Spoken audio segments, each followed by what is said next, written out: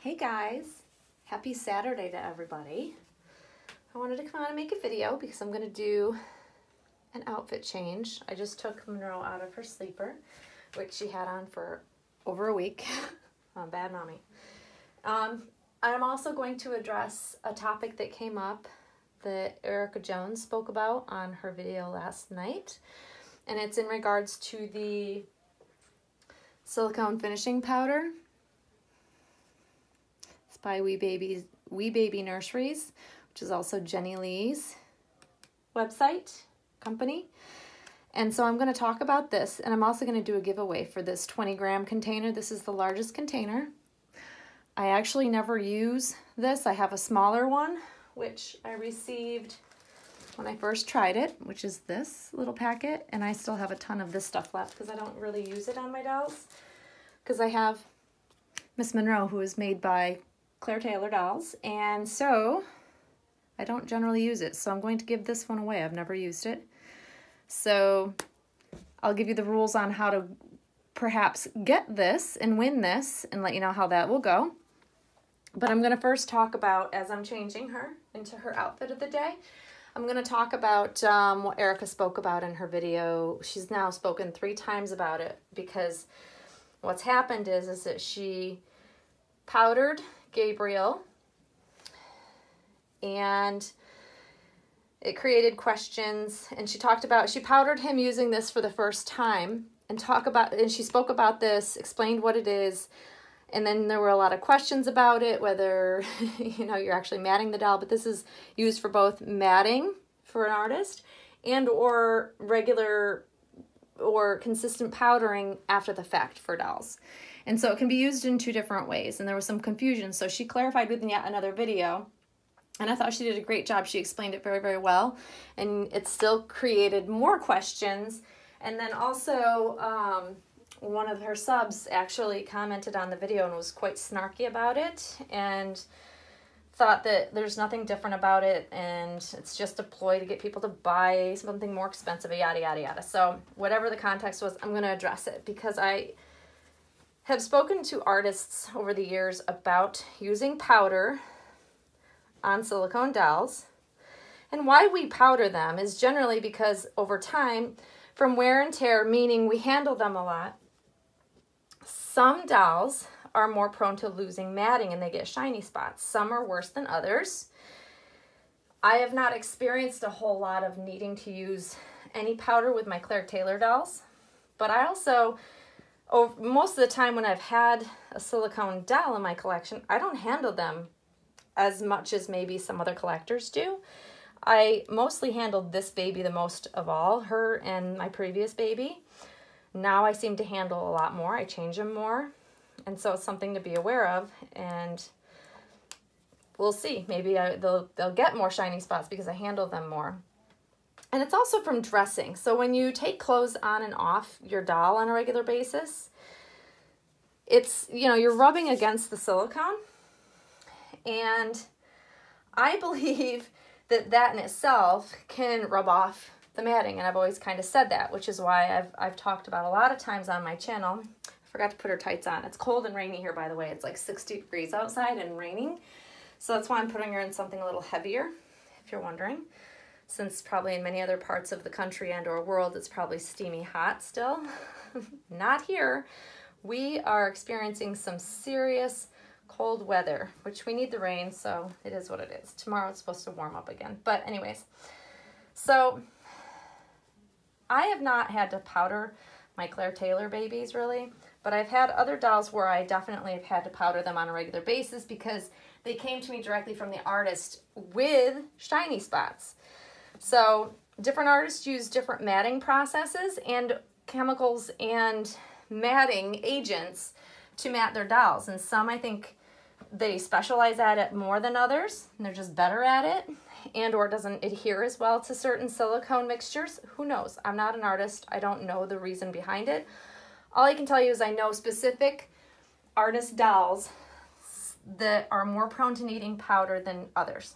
It's just been from what I've experienced over the years. And that may have changed as people have, fine-tuned their techniques and such, but I've still had dolls where I've definitely needed to powder them regularly, which is why, one, I've never really used cornstarch baby powder. I've always said this when I have shared powdering videos and my reasoning behind not wanting to use it. And my thought process and why I don't want to use it, and I'll share that with you again, is because it's not pure cornstarch. Even though you see this as a prop, this is a full container, I've never used it. It literally just sits over there as a prop, so it looks nice. It says pure cornstarch, but I've said this before. If it's got anything added to it, if it were pure cornstarch, you would see the ingredients being pure cornstarch. This is not, even though it says it. Marketing tricky. So I've never been a fan of using baby powder to powder my dolls with.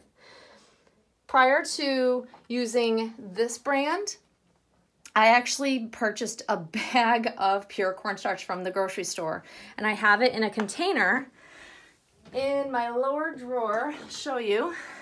This is my container. It's pure cornstarch. It's all it is. It's used for cooking. That's what I've used. And the reason behind why I used that over anything else is because it's a more fine granule. And that's something that artists have talked about for a while. It's not something new. And so the idea behind it is the smaller the particle, the better it sticks and stays adhered to the silicone. And it also is less abrasive. So when we're putting clothes on or taking them off, the rubbing against it is less abrasive, which means you're less likely to rub off the matting, and or possibly once the matting comes off on certain silicone dolls, the paint can come off. So I've always thought that way. And now I think what's happening is it's being confirmed by artists. They're talking about it more, that they think that powdering our dolls over and over again can contribute to the matting coming off. And there are some people that there's something very cathartic about powdering their silicone dolls, and they enjoy it a lot, which is fine. It's absolutely fine if you enjoy powdering your doll. The problem is with that is that when you are handling your doll a lot and powdering the doll a lot, and then taking, their outfits, putting them on, taking them off over and over again, you're creating friction against that. And that's probably how a lot of these dolls are losing their matting, because it's becoming more and more common. And also, and I've seen this, countless times I've seen this in people's videos, where I see a collector take powder into their hands, rub their hands together, and then rub it on the doll's body, the powder. That's like the worst way to powder a doll. That in itself is one of the most frictionless ways to apply powder. That's why we talk about using kabuki brushes or some sort of cosmetic brush to apply it. That is the most gentle way, because once again, anything that creates friction can rub off something on the doll. And I have always taken advice from artists, and I've never had a problem with my dolls losing paint and or the matting above the paint. So the matting is a protective layer of the paint. So once that matting is gone, if it's not super well permanently, like there's curing time with paints, there's a whole lot of the process for a silicone doll. So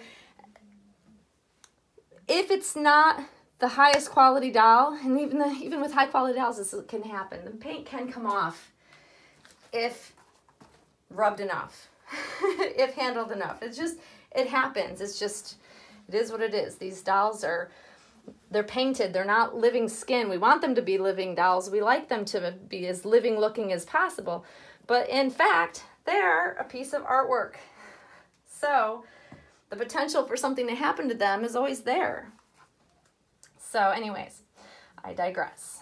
And I'm going to try to put these on. I don't know if these are going to fit her. Maybe not. I guess we might have to leave these off. I've ordered shoes for her, baby crib shoes for her for these outfits that I've gotten. But I guess today's not going to be the day that she wears this one. They'll be here as soon as they get here. They're in shipping. But anyways, back to what I was talking about. I'm going to put this, even though it's not exactly matching, it's got blue in it, and I just want to try it on her. But ultimately, my thoughts are, the reason why this is a better product, to get back to the point of me even addressing this, there's a reason why this is better. This is a very, very fine, tiny, tiny, smallest granule made with silicone. There's silicone in this. I don't know exactly what it is, but the fact of the matter that is got silicone in this mixture tells me that it's going to be the better, more adhering and smoother type of powder to use, and it's going to cause less friction. So it's a smaller granule, so it's very, very tiny, even smaller than like regular pure cornstarch. And I have used this enough on other dolls. I haven't used it on her. I haven't used it on my other Claire Taylor babies, but I had other dolls when I had Jack by Sandy Faber. I used it on him a lot because he came to me with some matting. It wasn't perfect matting. He had some shiny spots, and this actually very much took care of it, and it made him look beautiful. His silicone was super soft when I used this. It was just a huge difference because I tried the cornstarch once and compared it to this. This was by far a much better product. It stayed on the doll longer, and I could tell it was smoother, softer, and it's causing less friction, and it's made with silicone, so it's meant to like stick to it better. That's why it's so effective. So the fact that it has silicone in it makes it more expensive to create this, which is why you're seeing the price tag is what it is on this. So that's something to take into consideration. It's kind of common sense. If something causes less friction, it's better for the doll. I know it's a lot of money, but if you're investing in a high quality silicone doll, you're investing a good amount of money in any silicone doll. It's worth the extra money to try this and use this if you powder your dolls regularly. If it's going to help the integrity of the doll and keep it intact, it's smart. It's smart if you ever want to sell the doll on, you know it's going to be in better shape to sell it. Therefore, hopefully you recoup more of your money, of your investment in the doll. That's kind of the way I think, I guess. Maybe I'm the only one. But anyways, if you don't want to try it, don't try it. It's fine. But I'm going to tell you, there's a huge difference, and I can tell that this works better. So that's that. So for the giveaway, guys, if you would like to enter in the giveaway, you need to comment below. And I want you to just comment. You can comment whatever about the video. But aside from that, please comment what silicone doll you would use it on. That's all I'm asking. So you have to be subbed to my channel. I will ship it for free, even internationally. But yeah, so you need to comment what silicone doll you would use it for, one in your collection. And I will do a drawing. It'll be a random drawing. I will do the drawing probably, I'll give it to Wednesday next week. So Sunday, Monday, Tuesday, Wednesday. So 4 days. And then I will doing a random drawing. There's actually a random drawing thing online that I use for my giveaways. And if your name comes up, then voila, you win this. And it's like I don't remember if it's $60 I paid for it or something like that. But anyways, and I'll ship it to you for free so you can try it for free. So there you go, guys. So I'm going to give that away. I'm going to put this in little Monroe's hair. This is so cute. I've never had one of these that has this type of stretchy headband thingy. Oh my gosh, you're so cute. Oh my gosh, you guys. And it's nice and soft on her. Let me show you real quick before 15 minutes is up. Here she is. She's in her little jacquardie romper. She's got a pair of white tights and her little striped onesie top from Jacquardie as well. And look at that. I know it's not red and blue, but it's fine. I wanted to try it on her. I wanted to see her in a headband. I've not put a headband on her, I don't think. But there she is, guys. Looking super, super cute. I love her. And hopefully by tomorrow it'll warm up. It's rainy and cold. 60 degrees feels really cold right now to me, guys. So anyways, I hope you all have a great day. Feel free to comment. Feel free to join in the giveaway. Remember just to leave your silicone doll's name in the comment, who you would use it on, and I will do the drawing Wednesday. Let's say I'll do it 8 p.m. Eastern time. So there you go, guys. Hope you have a great Saturday, and we'll see you all very soon. Thanks for watching. Bye-bye.